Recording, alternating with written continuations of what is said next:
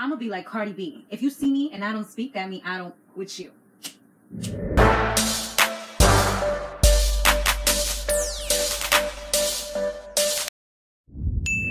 Hey, what's up? What's going on, everybody? You have now tuned into my Real Housewives of Atlanta recap. Guys, make sure that you subscribe if you haven't yet done so, and share this video wherever you like to share videos. Don't forget to check out my second, but kind of like my main. It's my main for everybody else, but my second for you guys.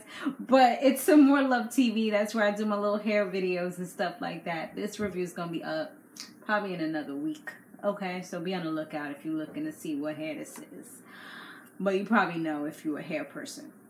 So anyways, let's do some shout outs. Who we got shout outs for? So we have shout out to LP, who said, I'm not feeling Kim Zodiac at all. She's so extra.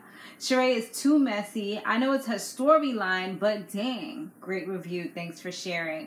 Oh my goodness. I feel the same exact way. Like, Sharee be doing the absolute most. Like, come on, girl. She is taking this whole bone collector thing and kind of running with it. Not even running. She's freaking doing the Flash with it. That's what she's doing. Jamila TV. Hey, girl. Hey, how you doing? Happy holidays to you. That's my girl. She said, I don't need to see Kim on this show ever again, girl. I mean, I don't know. Do I like Kim? I mean, like, I feel like she doesn't really add anything to it. Like, she was trying to make herself a significant factor, maybe to make sure, you know how you get that little, people tell you, like, you know, you got to make first impressions, you know, and some people probably have never seen her before if they never seen the old episodes from back in the days, and if they don't watch Tardy for the Party, they don't know who she is. So this is like her moment right here to make that first impression. So I think that's what she was trying to do, but it was just, you were just doing the most. Like, it just was way too much, and it was like, no, girl, bye. Why are you attacking her like that for no reason? So then, Sees Too Much said, finally a YouTuber from the Bronx. You from the Bronx? Let me find out. Alright, so let's go ahead and let's talk about this episode. So we was right back at that dinner from the last episode. They were still cursing each other out, saying F this, and you will be here, and you will be over there, and just kind of going back and forth, and nobody was really accepting the blame. So then eventually Nene ends up walking away, and her whole posse, her whole team just kind of went with her, and the only one that was left, who was well deserving to stay, the only person that was left staying there was Sharee, who I believe she should have stayed there, because first of all, she was the one who concocted this whole thing, and second of all, she was the one who asked a stupid question, you know, without allowing them to kind of simmer down and just kind of chill. Like, can y'all at least let them relax, get a little food? You know, people are happier when they're not hungry. I know when I'm hungry, you can't tell me nothing. Like, I remember I used to be in my old job, and when I didn't get food, or it was like mad people that came in, and I had to do a lot of interviews all throughout the day, and then other people was like not on their job, or they was absent or whatever, and I had to be working and not able to eat. Honey child, I was upset. Nobody could tell me nothing. Like, that's when they saw the stinky side of me, all right? You see a whole nother side. That would be the monster me, okay? So I definitely think, you know, that probably contributed to everything. Maybe they should have started eating a little bit, you know, get that good food. They be happy, like, this food is good. You know, got a little lick in your system, you're all giggly and stuff, and it probably would have turned out better. I don't know, just my little 2 cents. Let me make sure my microphone's on, because I'll be tight if I have to do this whole video again. I've had that happen to me before. So yeah, they literally left Porsha in tears, and Sharee just kind of consoled her or whatever. And following that, like, they was having little discussions. Like, Sharee was talking to her, kind of recapping, and then Nene was with everybody else, kind of recapping, and, you know, just kind of forcing blame on Porsha, and she did this and that, and, you know, I never said I wanted her fired, even though she kind of did choose her. But it's kind of like a setup, because they asked her the question, she answered it. It's almost like in a game where it's like, you have to pick somebody. Who would you pick? So I'm gonna pick somebody, you know what I mean? Like, so that's kind of like what Nene did, supposedly, allegedly. I mean, I didn't see the episode, but from the clip she showed and how she explained it, if that's the way it is, then, you know, you kind of have to understand that. Hopefully, eventually, they can sit down and have some kind of understanding, you know, women's unity. Because Nene's supposed to be, quote unquote, like her big sister. But she, like, don't even do that whole big sister stuff. Because they keep on talking about her as though she's a little child. I guess compared to most of them, she's younger than them. But she's almost 40 years old. So, technically, she's not like a little kid. Like, she's a grown-up. She has I ain't gonna say she had too much common sense, but she got some sense. You know, she's been around for a while, so we're gonna leave it there. So the next thing, or the next day or whatever, they all went out, and that was kind of emotional because Kenya, you know, she's still dealing with the loss of her mother / grandmother, and you know, she got a video recently. She got to leave a little bit early from the whole thing the whole trip. At least it was nice that she was able to get a few days in and still go with them. And Porsha, she started getting in tears when she heard Kenya talking about it because I guess she recently lost somebody as well. So she said she can kind of relate to it. But she didn't really have nobody to kind of console her or whatever, except Cynthia was strong enough to kind of leave the group and go over and just make sure that everything was okay with Porsha because everybody could tell she was emotional and she just wanted to kind of isolate herself and sit by herself. So that was nice of Cynthia to do.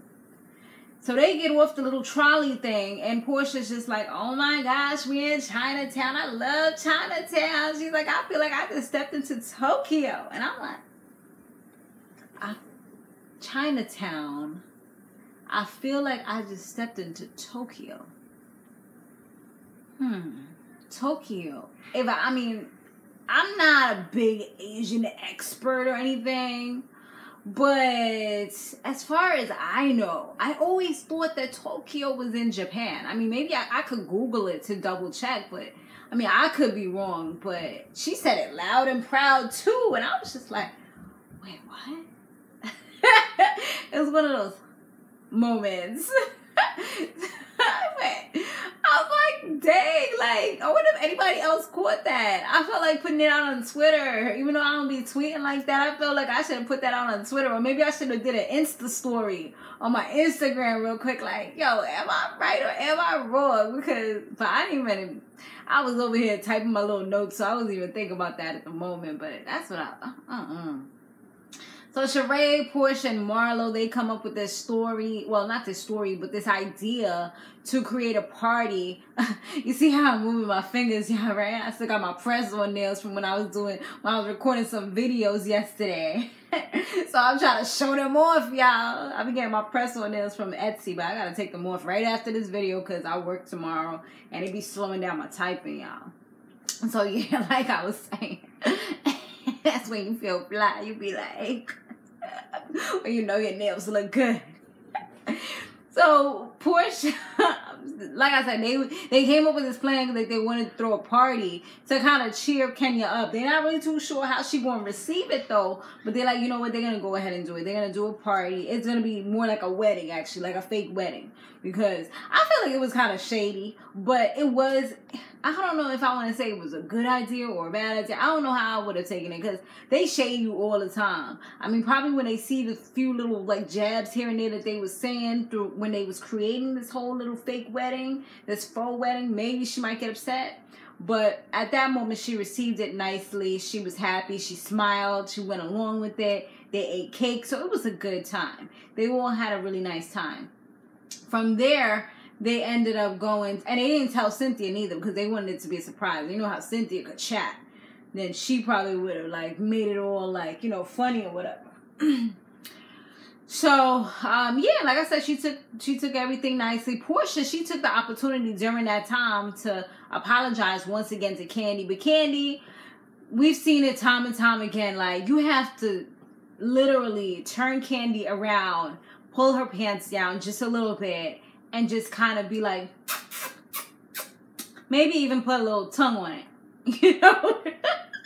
I'm saying that because, like, Kandi will not accept your apology lightly. She will not accept it easily.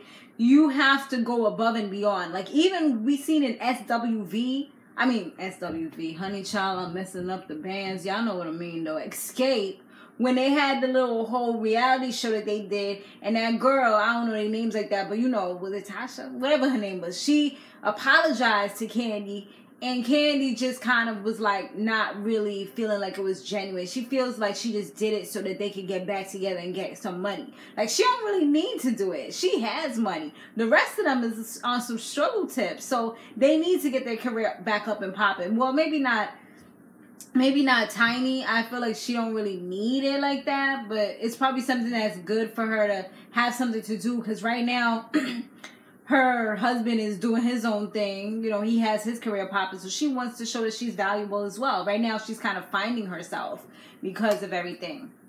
And so yeah, so that I feel like, you know, that girl had to like literally like surprise her on stage, bring the Holy Spirit, and just kind of have them all on tears randomly in order for her to really and genuinely accept her apology. And look at that, she still ain't stayed with the group. So, you know, Kandi is just, she's not the one. Like, once you cross it, she's never going to look at you the same.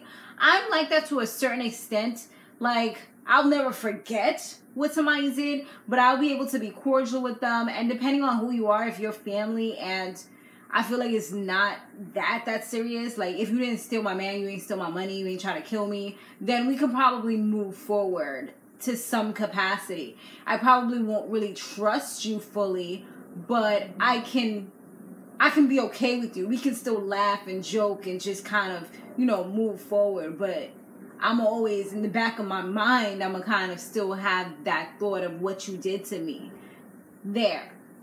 But she takes it to the next level. Like, she will not, you barely even get a smile out of this girl, you know? Like, you can tell, even if she feels like she's being cordial, it's not really cordial. It's just like, I might laugh at a joke, but I'm gonna still hate you kind of thing.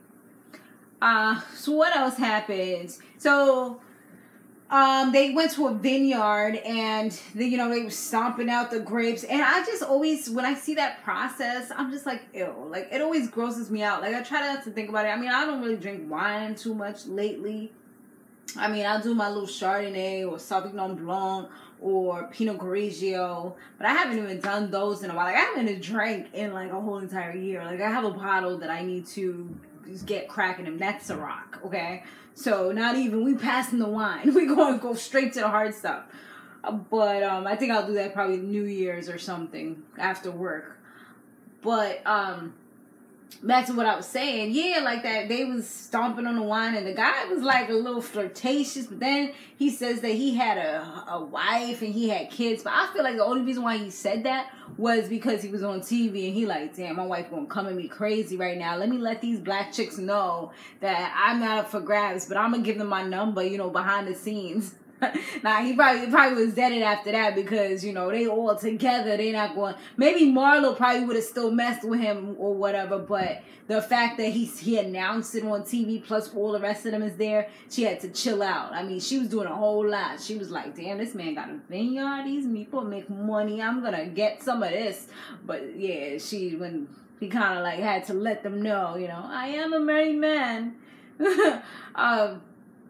So yeah, but I think, who didn't want to participate? Kandi didn't participate, and somebody else, I forgot which other two didn't participate. I think it was like 3 of them that didn't participate. I probably wouldn't have participated either, because I don't like my feet getting wet outside. That's why I don't wear sandals when I know it's going to rain or I know it's going to be bad weather. It just totally disgusts me, because then your feet are, if you're in sandals, your feet get wet, and then like any little dirt that hops up is going to be all over your feet.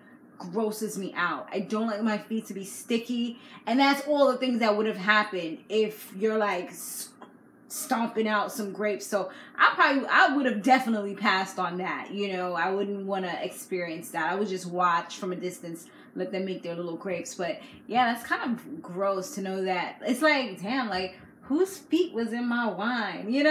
Whose feet made this wine? Like, how did their toenails look? Were their feet clean? Like, how did it smell? Was it hairy? All these things to think about. You just gotta drink it fast and just get lit and just be happy.